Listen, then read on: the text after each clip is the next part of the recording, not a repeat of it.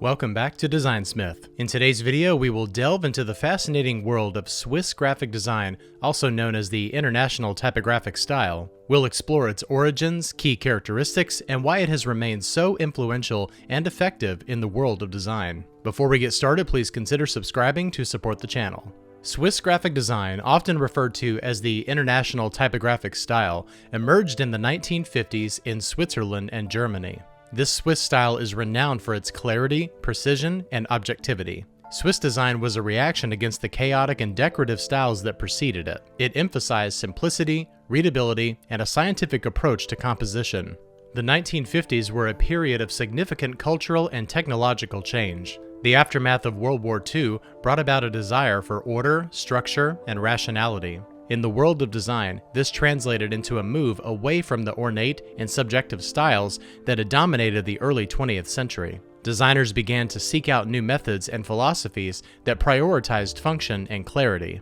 Before the emergence of Swiss design, many graphic styles were heavily decorative and often chaotic. Art Nouveau, with its intricate and flowing lines, and Art Deco, characterized by rich colors and bold geometric shapes, were popular but often lacked the clarity and straightforward communication that was becoming necessary in a rapidly modernizing world.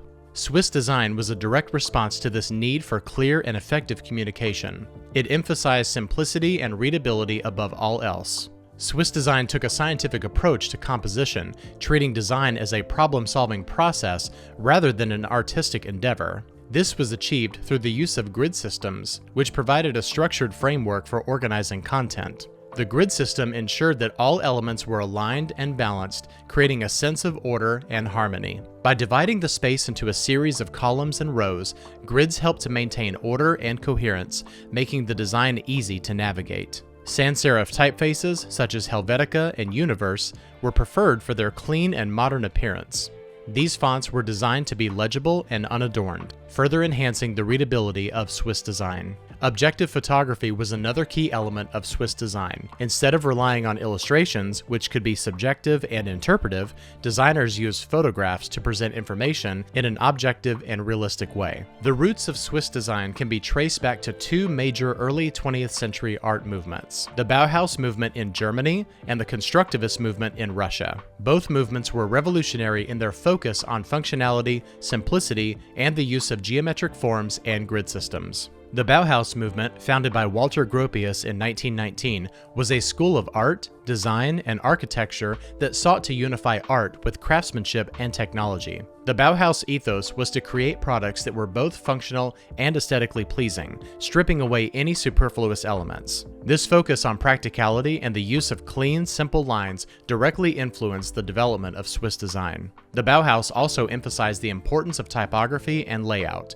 encouraging designers to think critically about how text and images were arranged on a page. In Russia, the constructivist movement, which began around 1913, also played a crucial role in shaping Swiss design. Constructivists like L. Lissitzky and Alexander Rodchenko believed that art should serve a social purpose and that design should be functional and accessible to all. They used bold geometric shapes, strong diagonals, and a limited color palette to create designs that were both dynamic and easy to understand. The constructivist approach to design, with its emphasis on clarity and efficiency, resonated strongly with Swiss designers. One of the key figures in the development of Swiss design was Joseph Müller-Brockmann. Born in 1914 in Switzerland, Müller-Brockmann trained as a graphic designer and later became a teacher and author. His work exemplified the principles of the International Typographic Style, particularly the use of grid systems to create harmonious and orderly layouts. In 1961, Müller-Brockmann published his seminal book, Grid Systems in Graphic Design. This book became a Bible for designers worldwide, providing a detailed explanation of how to use grid systems to create effective and visually appealing designs. The book's influence can still be seen in contemporary design practices. Another pivotal figure in Swiss design was Armin Hofmann, born in 1920. Hofmann taught at the Basel School of Design and was instrumental in shaping the school's curriculum and philosophy. His approach to design was slightly different from Müller-Brockmann's, emphasizing the importance of contrast, visual tension, and the use of negative space.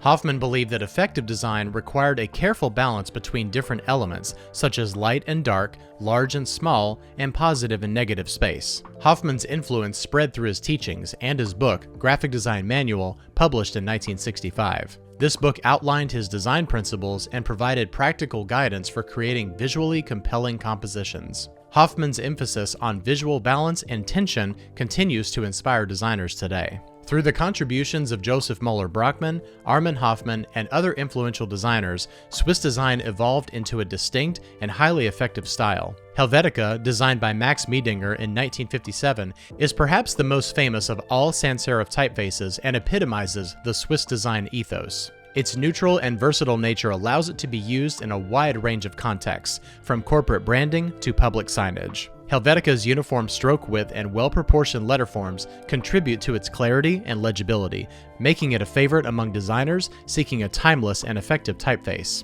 Universe, designed by Adrian Frutiger in 1957, is another iconic sans serif typeface that embodies the principles of Swiss design. Universe was one of the first typefaces to be designed in a cohesive family, with multiple weights and styles that could be used interchangeably. Swiss design initially utilized objective photography to convey messages clearly and realistically, ensuring a direct and unambiguous visual representation. Over time, this evolved into the use of simple geometric shapes to symbolize real-world elements on posters, maintaining clarity while allowing for more abstract and versatile compositions. Today, both objective photography and geometric shapes are employed in Swiss design, reflecting its commitment to clarity and adaptability. Less is more is a core principle of Swiss design. The focus is on conveying the message as clearly and efficiently as possible, which means avoiding unnecessary embellishments and sticking to the essential elements. Despite the structured nature of the grid system, Swiss design often employs asymmetrical layouts to create dynamic and engaging compositions. This approach adds visual interest while maintaining balance and order, demonstrating that structure and creativity can coexist harmoniously. Asymmetry in Swiss design is achieved by placing elements in an off-center position or by creating a sense of movement and tension through the use of contrasting sizes, shapes, and spaces. The impact of Swiss design extends far beyond Switzerland, leaving an indelible mark on various aspects of visual communication and design practices worldwide. Swiss design has played a crucial role in shaping the corporate identity of many global brands. Companies like Apple and Google have adopted the clean, minimalist aesthetics and functional principles of Swiss design to create their visual identities. Apple, known for its sleek and user-friendly products, has embraced the Swiss design ethos in both its hardware and software designs. Apple's branding and marketing materials also adhere to the principles of clarity and simplicity, making the brand instantly recognizable and easily understandable. Google has also incorporated Swiss design principles into its branding and user interfaces. The Google logo, with its clean sans serif typeface and balanced proportions, is a testament to the influence of Swiss typography. Google's user interfaces, such as those found in its search engine and other applications, prioritize readability and usability, adhering to the Swiss design emphasis on clarity and functionality.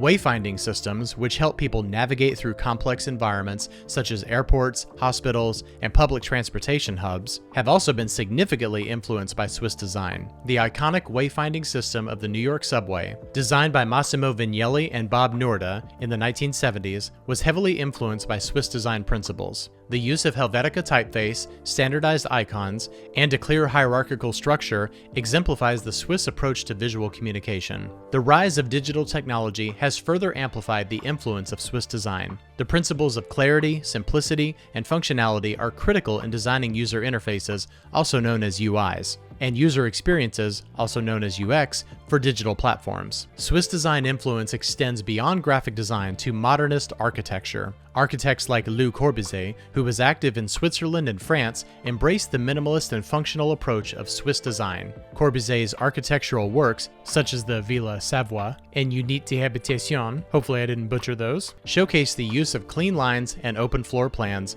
and an emphasis on functionality. Swiss design principles have also influenced the field of industrial design, where the focus on functionality and simplicity is paramount. Dieter Rams, a prominent industrial designer, was deeply influenced by Swiss design. His work for the German consumer electronics company Braun is a prime example of how Swiss design principles can be applied to industrial design. RAM's 10 principles of good design echo the ethos of Swiss design, emphasizing the importance of simplicity, honesty, and functionality. One of the most compelling reasons for the effectiveness of Swiss design is its focus on clarity and readability. In today's fast-paced world, where people are constantly bombarded with information from multiple sources, clear and easy-to-read design is more important than ever. Another reason for the enduring success of Swiss graphic design is its timelessness. Unlike trendy designs that can quickly become outdated, the minimalist and functional principles of Swiss design remain relevant and effective across decades. The versatility of Swiss graphic design is another key factor in its effectiveness. The principles of Swiss design can be applied across a wide range of media and contexts, providing a solid foundation